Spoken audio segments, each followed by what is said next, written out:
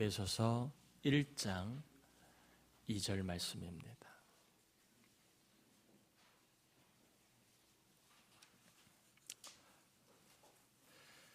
에베소서 1장 2절 우리 같이 봉독하겠습니다. 하나님 우리 아버지와 주 예수 그리스도로부터 은혜와 평강이 너희에게 있을지어다. 아멘. 바울은 믿는 자에게 세 가지가 있다라고 그렇게 말을 하고 있는데, 지난주에는 첫 번째로 믿는 자에게는 하나님의 뜻이 있다, 이런 말씀을 드렸습니다. 하나님의 뜻이 있음을 알아야 우리가 살 수 있습니다. 하나님의 뜻을 모르고 자기 뜻만 내세우면 우리 인생은 늘 혼란스럽고, 그리고 우리 인생은 늘 헤매게 되어 있습니다. 여러분 축복합니다. 하나님의 뜻이 여러분의 인생을 비춰줄 수 있기를 바랍니다. 하나님의 뜻이 여러분의 인생을 소망으로 이끌시길 바랍니다. 분명히 내 인생에는 하나님의 뜻이 있다라고 하는 이 바울의 이 권면이 저와 여러분에게도 그대로 붙드는 말씀이 되길 바랍니다. 여러분, 그래서 자기 뜻대로 살지 마십시오. 그리고 마음대로 막 살지 마십시오. 우리 믿는 자에게 하나님의 뜻이 있기 때문에 하나님의 뜻을 따라 살 때에 우리는 소망을 가지고 그리고 승리하며 살아가게 될 줄 믿습니다. 두 번째는 믿는 자에게는 은혜가 있다는 말씀을 오늘 좀 드리려고 합니다. 믿는 자에게는 뭐가 있다고요? 은혜가 있다. 은혜가 있다. 여러분, 은혜가 뭐라고 생각하십니까? 은혜가 무엇이 은혜일 거라고 여러분 생각하십니까? 아마 잘 알고 있을 겁니다. 은혜란 이런 것이다라고 생각을 다 하고 있을 겁니다. 저는 오늘 이 은혜에 대한 정의를 조금 폭넓게 좀 해보려고 합니다. 은혜란 따라해 볼까요? 공로 없는 자에게 주시는 하나님의 선물이다. 또 따라해 봅시다. 은혜란 사랑스럽지 못한 자에게 주시는 하나님의 사랑이다. 은혜란 뭐냐? 하나님의 선물이고 사랑인데 누구에게? 공로 없고 사랑스럽지 못한 사람에게 주시는 선물과 사랑이 은혜다라고 성경은 정의를 내리고 있습니다. 자격이 없는 자에게, 조건이 안 되는 자에게, 함량 미달인 자에게 그럼에도 불구하고 하늘의 좋은 것들을 부어주시는 것, 그것이 은혜다, 이렇게 성경은 이야기하고 있습니다. 한번 예를 들어 보면 사람이 죄를 지으면 죄인이라고 판결을 받게 됩니다. 절차를 밟아 죄인의 판정이 되면 그 죄에 따른 형량, 형벌을 받게 됩니다. 하나님 앞에 우리 모두는 다 죄인입니다. 죄인이라면 하나님 앞에 죄에 따른 형벌을 받아야 마땅합니다. 그런데 우리 모두는 예수를 믿음으로 말미암아 형벌을 받지 않게 되었습니다. 본래는 형벌을 받아야만 할 죄인이지만 예수를 믿는 자는 형벌을 받지 않게 되었습니다. 형벌을 받지 아니하도록, 우리가 죄를 용서받도록 공로한 것이 없습니다.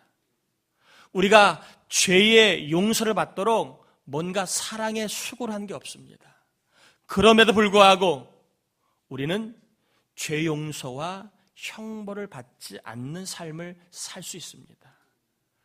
그렇게 된 이유가 바로 우리의 공로가 있어서도 아니고, 우리가 사랑스럽기 때문도 아니고, 우리가 그렇게 된 이유는 바로 예수를 믿었다는 이유 때문에 그렇습니다.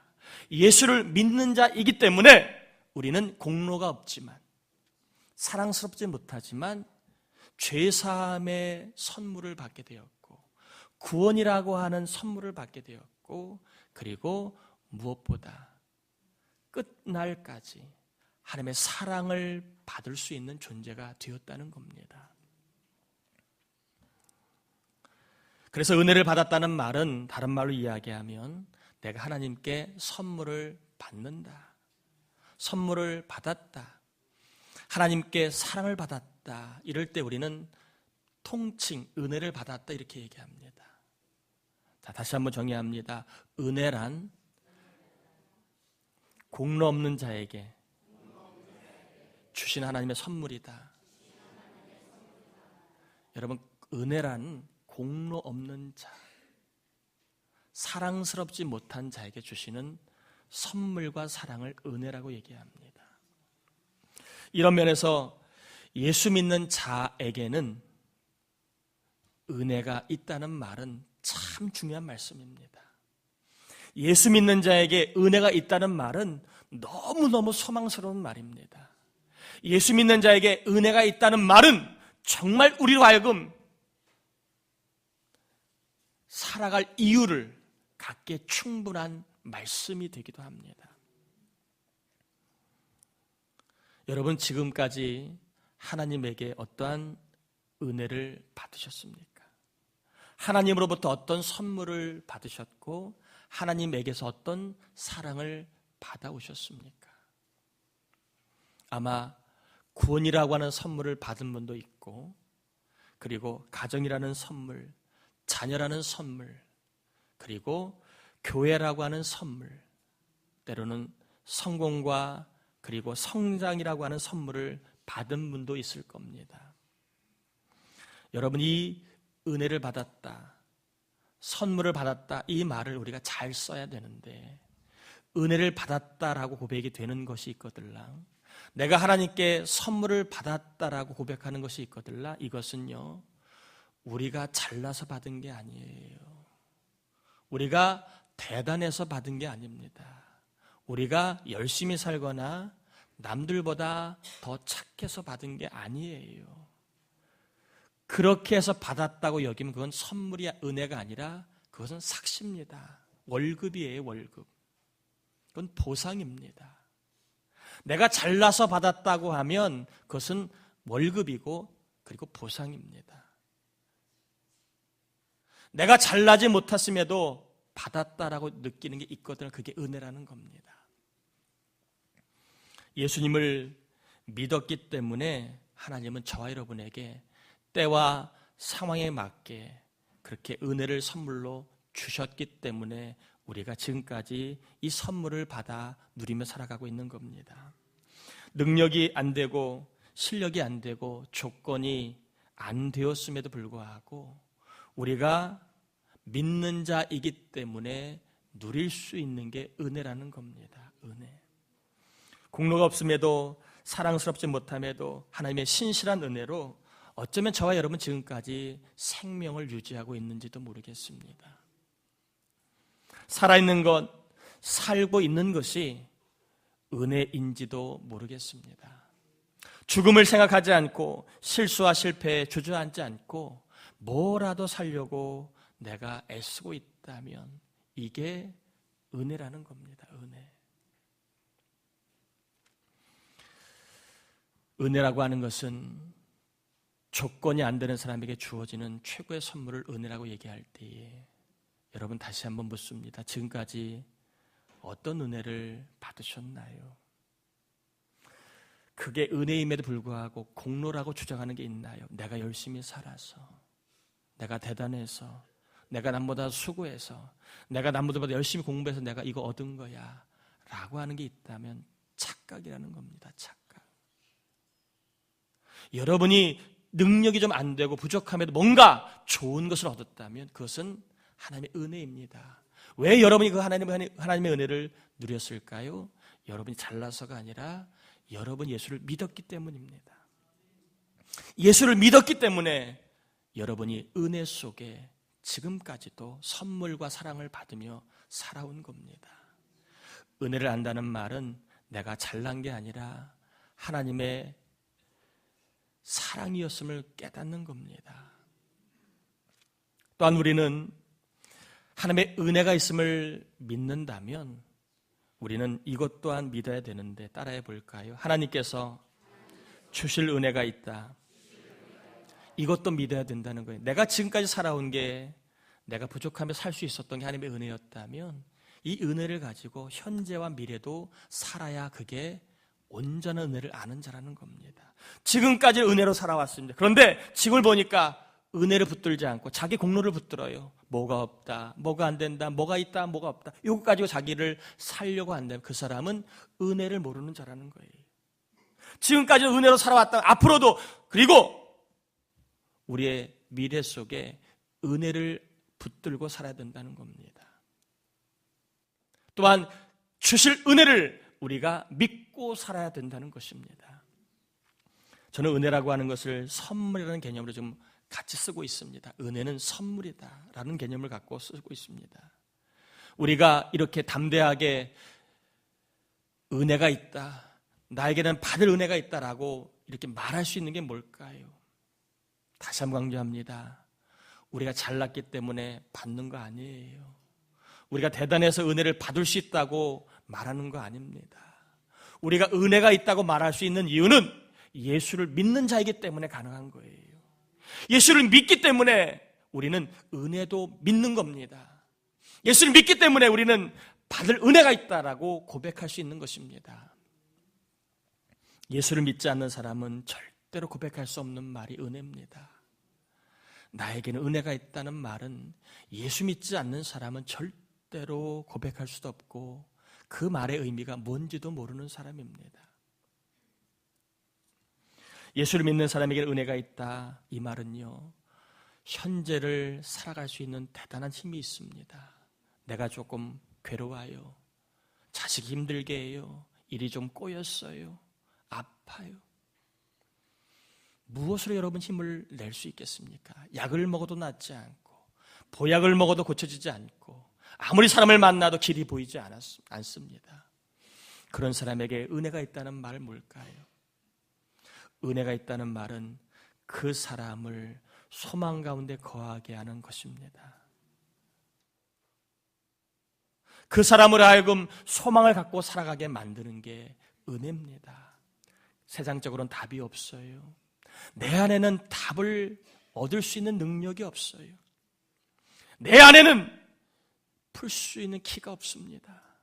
그러나 은혜가 있다는 말은요, 하나님에게는 답이 있고 하나님에게는 능력이 있고 하나님의 길이 있다라고 믿는 말이고 그 길이 나에게도 곧 올 것이라고 붙들게 되는 게 바로 은혜라는 겁니다. 저는 저와 여러분 모두가 하나님이 주실 은혜가 있음을 믿고 살아가기를 축복합니다. 믿는 자에게는 은혜가 있습니다. 믿는 자에게는 은혜가 있습니다.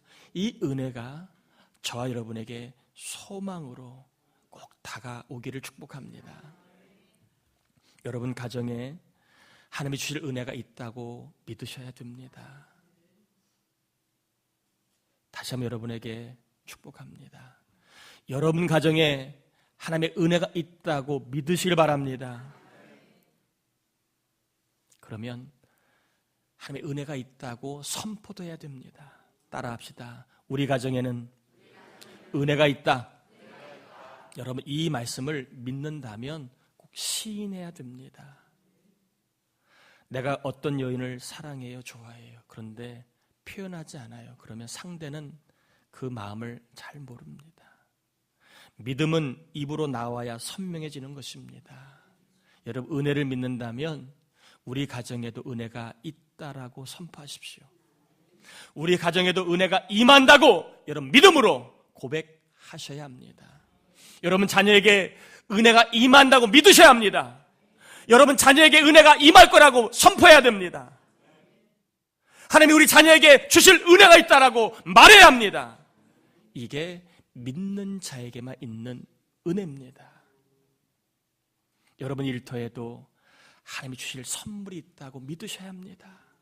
길이 보이지 않아도 아무리 열심히 살아도 답답해도 이 일에 하나님의 은혜가 있다라고 여러분 믿으셔야 그 믿음이 여러분에게 은혜를 다가오게 하는 능력이 될 줄 믿습니다. 여러분, 우리 교회에 출입할 때마다 부탁합니다. 무조건 오시면 주방으로 가지 마세요. 교회 무조건 오시면 빗자루 먼저 짚지 마세요. 무조건 교회 오시면 악보 펴지 마시고 무조건 교회 오시면 따라합시다. 주여 은혜를 주옵소서. 기도하시고 움직이세요. 교회 오시면 무조건 기도하는 거예요. 공로로 살지 마세요, 여러분. 공로를 가지고 살려고 하지 마시고 은혜를 붙들고 사세요. 교회에 오면 하나님 은혜 주세요. 어떤 일을 하기 전에 하나님 이 일을 통해 은혜 주세요. 은혜 주. 찬양대도 모이면 은혜 주세요라고 기도하고 시작하는 게 좋습니다. 청년들도 교회 오면 무조건 가만히 멍때리지 말고 은혜 주세요. 은혜 주세요. 그렇게 하나님의 은혜를 구해야 하나님의 은혜를 구하는 자에게 은혜를 부어주실 줄 믿습니다. 우리가 이처럼 은혜를 선포할 수 있는 것, 또 은혜가 있다고 담대하게 우리가 고백할 수 있는 이유가 뭐라고요? 우리가 잘나서가 아니에요. 그럴 만해서가 아닙니다. 공로가 있어서가 아니에요. 단지 우리가 예수를 믿기 때문에, 믿는 자에게는 은혜가 있을 주다 하나님 말씀하셨기 때문에 우리는 믿음의 사람이기에 은혜가 있음을 말할 수 있는 겁니다. 은혜가 있다고 선포할 수 있는 겁니다. 하나님이 나에게 주실 선물이 있다고 고백할 수 있는 겁니다. 저는 이 시간에 여러분에게 성경 구절 한 구절을 소개하려고 합니다. 시편 86편 3편인데요. 따라해 볼까요? 주여 내게 은혜를 베푸소서. 내가 종일 주께 부르짖나이다. 이 말씀을 좀 소개하고 싶습니다. 주여 내게 은혜를 베푸소서. 내가 종일 주께 부르짖나이다. 여러분, 꼭 이 고백처럼 하나님 은혜를 주옵소서. 조건은 안 되지만, 은혜를 달라고 염치가 없지만 은혜를 구하세요.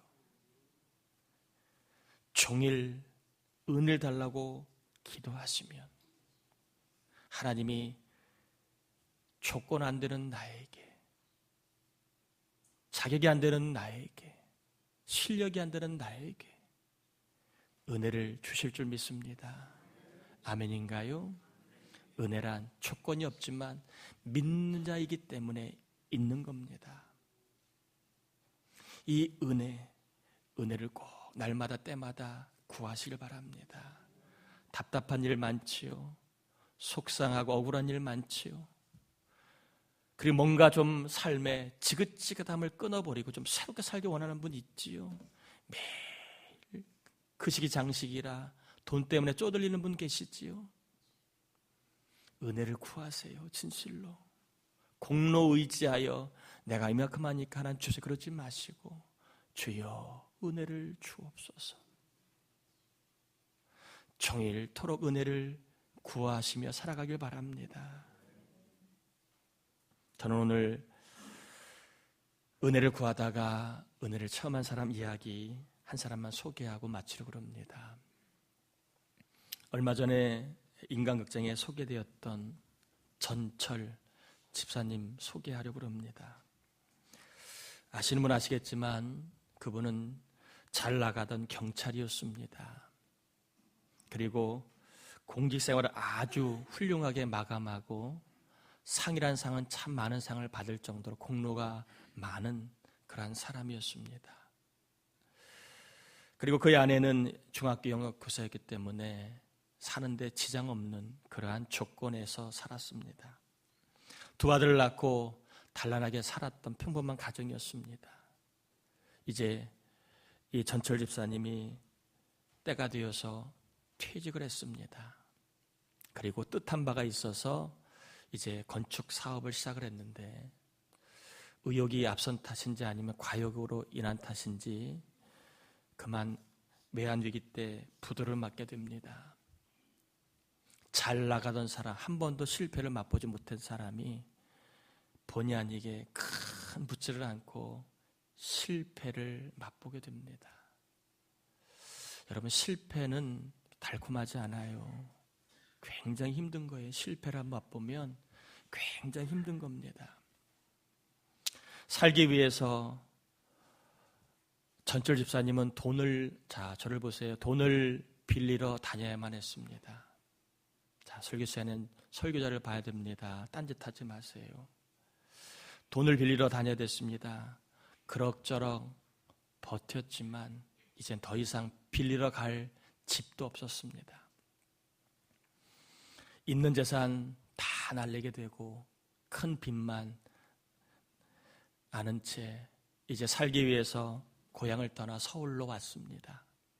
큰아들은 군대 보내고 아내와 작은 아들은 신림동의 고시촌 원룸에 가서 지내고 노모와 정신장애인 여동생은 친척 집에 보냈습니다. 단란했던 가정이 하루아침에 이제 이산가족이 되고 장래를 기약할 수 없는 암담한 시간을 보내야만 했습니다. 이 전 집사님 홀로 영등포 쪽방촌에서 본의 아니게 노숙자 생활을 하면서 정말로 소망 없는 날들, 그런 날들을 6개월 동안 보내고 있었습니다. 오늘 죽어야 되나 내일 죽어야 되나. 여러분, 이 말이 어떤 의미인지 아시는 분 있을 거예요. 오늘 죽어야 되나 내일 죽어야 되나. 늘 언제 죽을까를 고민했던 이분, 6개월쯤 지나니까 자기를 보게 됩니다. 내가 별 볼 일 없는 사람이었구나. 그동안 내가 나 잘난 맛에 살았구나. 이것을 깨달았습니다. 여러분은 어떤 사람이라 생각하십니까? 별 볼 일 없는 사람이 생각하십니까? 아니면 나는 대단한 사람이 생각하십니까? 아직도 여러분에게 힘이 있다면 여러분은 아마 자기를 은근히 대단한 사람을 생각할 걸지 모르겠습니다. 잘난 맛에 살았던 세월이 후회되고 왜 이렇게 내가 멍청하게 살았을까? 자기 인생을 돌아보고 죽을 날만 기다리는 이 사람이 다시 한번 어떤 계기가 되었는지 살기로 마음을 먹습니다. 그전까지는 모태신앙이었는데 모태신앙이었음에도 불구하고 제대로 한번 하나님을 찾지 않았습니다. 제대로 한번 하나님을 의지하지 않았습니다. 모태신앙이었음에도 불구하고 제대로 한번 하나님 찾지 않았습니다. 그런데 살기 위해 내가 한번 하나님을 제대로 찾아봐야 되겠다 하고 집사님이 그날부터 새벽 기도를 드리기 시작합니다. 내가 제대로 한번 하나님 만나봐야 되겠다. 내가 하나님 제대로 한번 의지해 봐야 되겠다. 내가 제대로 한번 하나님 찾아봐야 되겠다. 옆 사람에게 인사할까요? 우리 하나님 제대로 찾읍시다. 여러분, 멀쩡할 때 하나님 제대로 찾으세요. 다 잊어버리고 개박살 나고 그때 가서 하나님 이제야 내가 찾습니다. 그러지 마시고 그나마 힘이 있을 때, 잘 나갈 때, 돈 벌 때 찾으세요. 자꾸 주일 빼먹고 딴짓하고 그러면 언젠가 하나님이 여러분 치실지도 몰라요. 제대로 하나님 찾도록 하나님 만지실지도 몰라요. 징계하실지도 몰라요. 부모가 자식이 마음 잘 못 살면 부모가 징계합니다. 징계가 목적이 아니라 바르게 살기를 원하는 게 목적이기 때문에 그래요. 집사님은 제대로 한번 내가 찾아봐야 되겠다. 새벽 예배를 드리게 됩니다. 새벽 예배를 드리면서 이분이 많이 회복이 됩니다. 그리고 은혜를 알게 됩니다.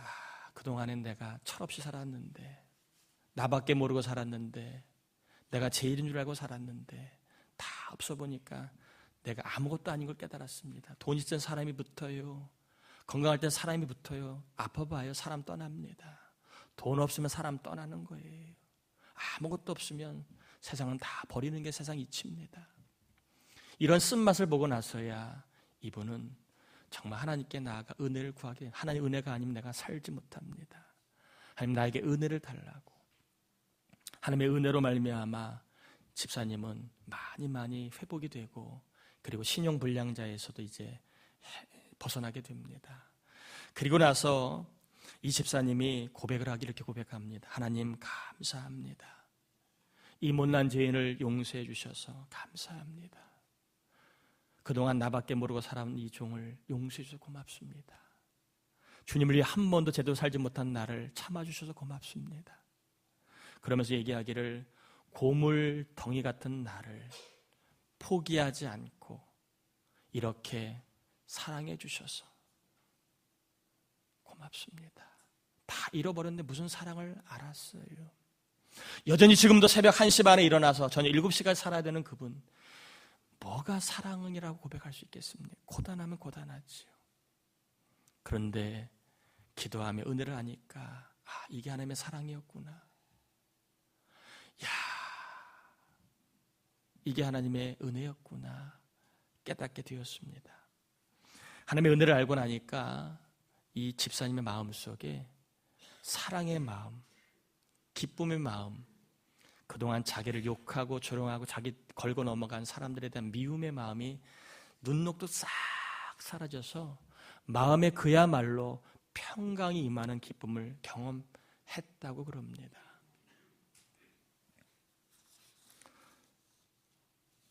처음에는 하나님 살려달라고 기도했다가 기도를 통해 은혜를 알고 이제는 하나님 앞으로도 살려주실 것이라고 믿는 믿음으로 오늘도 기쁘게 새벽 기도를 하고 있다 하는 이야기를 하고 있습니다.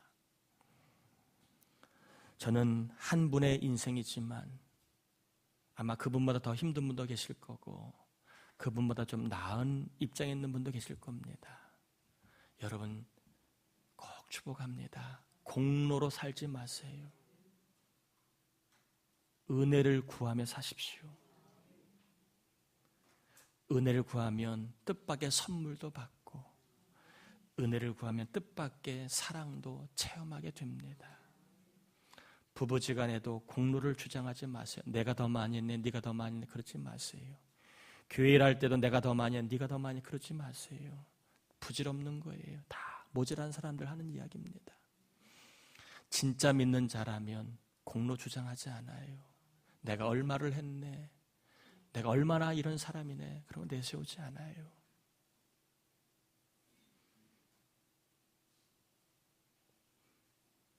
내가 종일 동안 주의 은혜를 구합니다. 여러분 은혜를 한번 제대로 구해 보십시오. 언제까지 여러분 은혜를 구하지 않고 여러분의 힘으로만 사시겠습니까? 그렇게 해서 얼마나 득을 얻으셨습니까? 그렇게 해서 얼마나 인생이 나아졌습니까? 그렇게 해서 얼마나 믿음이 자랐습니까? 이제 이후로는 믿는 자에게는 주실 은혜가 있음을 여러분 담대하게 믿으시고 조건이 안 되어도 실력이 안 되어도 형편이 안 되어도 믿는 자이기 때문에 주여 나에게 은혜를 주옵소서. 주님 나에게 선물을 주옵소서. 우리 자녀와 우리 가정과 일터에 은혜를 주옵소서. 우리 교회에도 부족하지만 은혜를 주옵소서. 여러분 은혜를 구하셔서 산 길이 열리고 하나님의 사랑도 깨달으시고 무엇보다 인생의 심령의 정말 천국의 맛이 샘솟는 듯한 은혜를 경험하길 주의 이름으로 축복합니다. 여러분 인생에 은혜가 빠져버리면 생기가 없습니다. 신앙생활이 피곤해요. 왜 해야 되는지 의지와 목적을 상실하기 쉽습니다. 그러나 은혜를 알면 생기가 충만하고 기쁨이 충만하고 그리고 열정이 생기고 그리고 소망 가운데 살아갑니다. 다시 한번 지금까지 살아온 게 은혜라면 이제 이후로도 은혜를 붙들고 살길 바랍니다. 믿는 자에게는 은혜가 있을지어다. 예수 믿기 때문에 저와 여러분에게는 받을 은혜가 있습니다. 주실 은혜가 있습니다. 우리 자녀도 받을 은혜가 있고 하나님께 받을 선물이 있습니다. 우리 교회도 하나님으로부터 받을 은혜가 있습니다. 이 은혜를 꼭 여러분 구하셔서 은혜를 눈으로 보게 되시기를 예수님의 이름으로 축원합니다.